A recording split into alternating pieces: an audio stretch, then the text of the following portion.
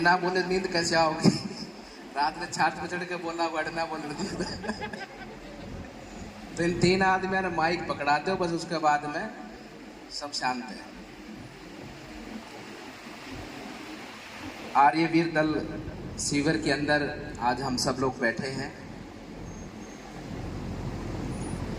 स्वामी दयानंद सरस्वती जी, उनके जीवन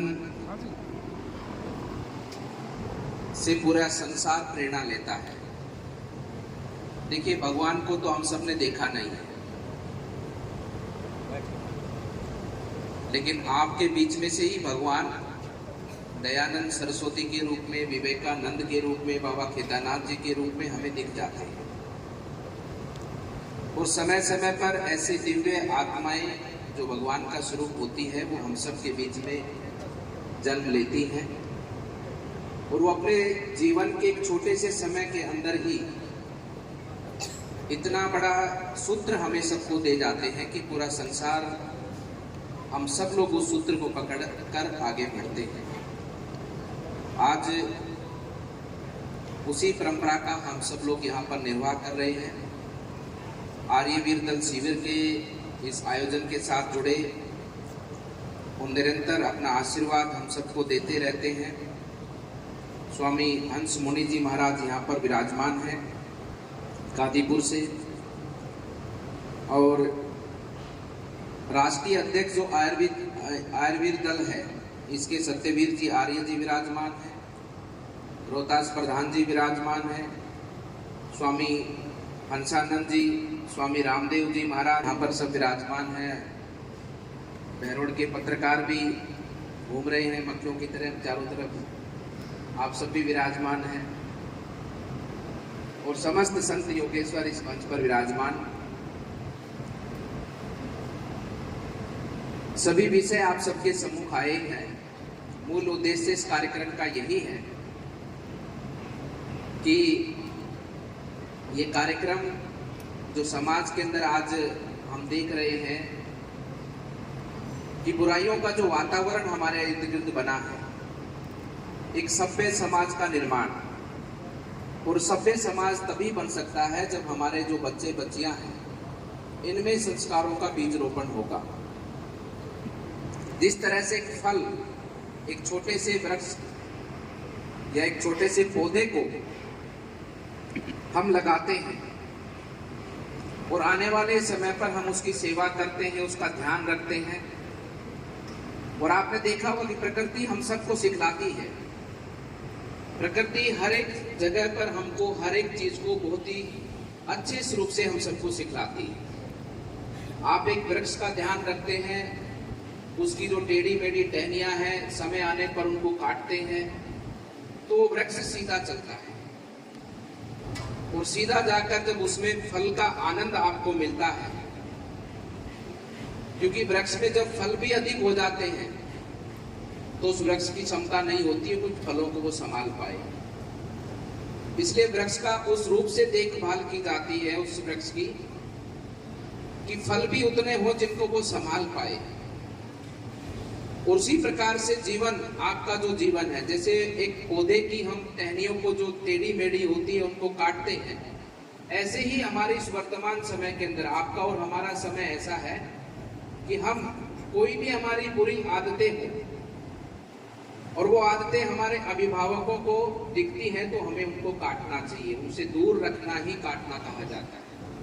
हमको उनसे दूर रखा जाए और हमको इतना क्षमतावान बनाया जाए कि जो ज्ञान हमने अर्जित किया है, जो ज्ञान हमने प्राप्त किया है, उस ज्ञान की ताकत को हम सहन कर सके, उस ज्ञान के गुण को हम पहचान सके। देखिए, ज्ञान लेना बहुत, मैं मानता हूं सामान्य है, ले सकते हैं आप ज्ञान, लेकिन ज्ञान की ताकत को आपको अगर रखना है संभाल के तो वो उससे भी बड़ा काम, ज्ञान हासिल करने प्राप्त करने से भी बड़ा काम। आप देख रहे हैं कि आज ईरान और दूसरा देश जो इजराइल का युद्ध, पूरा दुनिया चिंतित है। और केवल परमाणु बम की बात दिन में एक टीवी चैनल पे 100 से 200 बार होती है। जिस व्यक्ति ने ये टेक्नोलॉजी को बनाया, परमाणु बम को बनाया, वो भी विद्वान था, लेकिन ज्ञान का जो अर्थ है, उस ज्ञान से अर्थ से वो व्यक्ति दूर था। अगर ज्ञान के महत्व को वो व्यक्ति जानता तो वो परमाणु बम का निर्माण नहीं करता, जिस परमाणु बम से आज पूरा ये संसार डरा हुआ है। क्योंकि अगर किसी ऐसे व्यक्ति के परमाणु बम हाथ लग जाए, जिस व्यक्ति को अपने आप के अलावा संसार से कोई मतलब नहीं, इस प्रकृति से कोई मतलब नहीं, तो वो व्यक्ति उसका कहां उपयोग करेगा, आप समझ सकते हैं। और आज उसी के लिए युद्ध छिड़ा है। इसलिए ज्ञान अर्जित करो, लेकिन ज्ञान से भी बड़ा आपके अंदर वो भाव होना चाहिए कि हमें ज्ञान समाज के परोपकार के लिए उस ज्ञान का उपयोग करना है, समाज के उत्थान के लिए उस ज्ञान का उपयोग करना है, इस प्रकृति के संरक्षण के लिए हमें उस ज्ञान का उपयोग करना है। उस भावना के साथ में आपके जीवन का निर्माण हो, ऐसा कार्यक्रम हमारे इन शिविरों के माध्यम से हमारी जो वर्तमान पीढ़ी है, ये हम सबको देने का काम करती है। ऐसा व्यवस्थाएं किसी और संस्कृति या किसी और धर्म में आपको देखने को नहीं मिलेंगी। जो एक 5 से 6 साल के बच्चे को, और उस बच्चे को तब तक उसको ये सिखलाने का प्रयास करती है, उसको वो सूत्र देने का प्रयास करती है, क्योंकि ये सीखने का समय है, ये कुछ करने का समय है आपका, ताकि आप जब युवा हो और पढ़ लिख कर जब आप समाज की जिम्मेदारियों को अपने कंधे पर उठाकर आगे बढ़े, तो आपको ये आभास हो कि ये जीवन केवल मेरा जीवन मात्र जीवन नहीं है, या इस जीवन पर मेरा अधिकार है, ऐसा तो बिल्कुल भी नहीं। इस जीवन को मुझे जीना है और मेरे लिए ही ये व्यवस्थाएं बनी है। ये सबसे बड़ी मूर्खता है हमारी। ये जीवन और इस जीवन के अंदर जो आपका ये जीव मिला है, मनुष्य जीव, ये जीवन केवल और केवल समाज और इस प्रकृति की सुरक्षा के लिए है। उस भाव के साथ में जब आगे बढ़े आप, तो इन सब गुणों को लेकर आगे बढ़े और समाज को साथ जोड़कर दुर्बल की रक्षा करने का भाव हो, ताकत ऐसी हो आप में कि आप किसी का सहारा बनकर उसको आगे बढ़ाते हुए, अपना हाथ उसके हाथ में पकड़ते हुए उसको भी साथ लेकर आगे बढ़े और समाज और प्रकृति को साथ जोड़कर आधुनिक जगत के अंदर, जैसे हमारे प्रिंसिपल साहब दिखे थे, देखिए प्रिंसिपल साहब हमारे डीएवी स्कूल के प्रिंसिपल साहब है। डीएवी स्कूल यानी स्वामी दयानंद सरस्वती के विचार, और देखिए टाई हुई लगा के ऐसे लगते हैं जैसे अभी इंग्लैंड की फ्लाइट से आए हुए। तो ये आपके अंदर ऐसा होना चाहिए। हमारे अंदर गुण ऐसा है कि हम संसार के प्रत्येक व्यक्ति को रास्ता दिखा सकते हैं, उसकी भाषा में हम उससे बात कर सकते हैं, और उस संसार के व्यक्ति को ये आईना दिखा सकते हैं कि एक मानव जीव का वास्तविक धर्म क्या होता है। उसके अंदर ये भाव होना चाहिए कि समाज के अंदर हमारी दया का भाव हो, एक दूसरे की रक्षा करने का भाव हो, एक दूसरे को भोजन खिलाने का भाव हो, एक दूसरे को साथ लेकर आगे बढ़ने का भाव हो। उस भाव से अपने जीवन को आप सबने बनाना है। अच्छा पढ़ लिखना भी है, इंग्लिश भी बोलनी है, लेकिन अपनी संस्कृति से जुड़कर रहना है, क्योंकि ये संस्कृति ऐसी है कि जो संसार को एक नई दिशा देने का काम करती है। नहीं तो मनुष्य से बड़ा जानवर कोई नहीं है संसार में, और मनुष्य से बड़ा इंसान भी या देवता भी कोई नहीं है संसार में। मनुष्य ही है सब कुछ। स्वामी दयानंद भी आपके जैसे ही माता के गर्भ से पैदा हुए थे, और आज देखिए 1200 से अधिक ऐसी संस्थाएं पूरे भारत में स्वामी दयानंद जी के नाम से चलती हैं। अनेकों ऐसे महापुरुष हैं।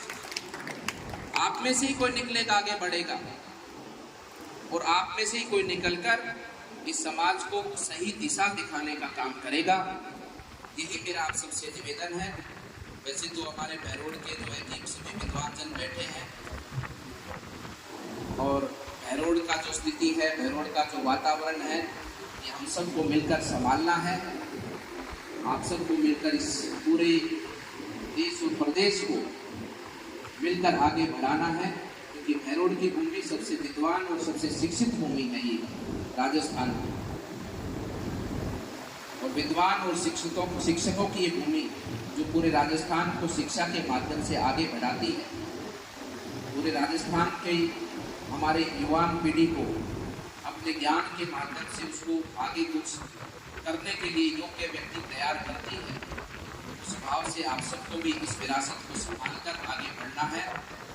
आपके जो माता पिता आए हैं, मेरा उनसे भी निवेदन है और आपसे भी निवेदन है कि ये जो 16 तारीख से और आज दिनांक 22 तारीख तक जो शिविर चला है, ये शिविर हमारे बच्चों में संस्कार के निर्माण हो, ये चरित्रवान युवान बने, जीवन मर्यादित हो, जीवन के अंदर ये समय की बाध्यता को जानते हुए, समय के गुण को जानते हुए अपने जीवन का एक एक पल उसका सही उपयोग हो, उन्हीं सब के लिए ये शिविर का आयोजन किया है।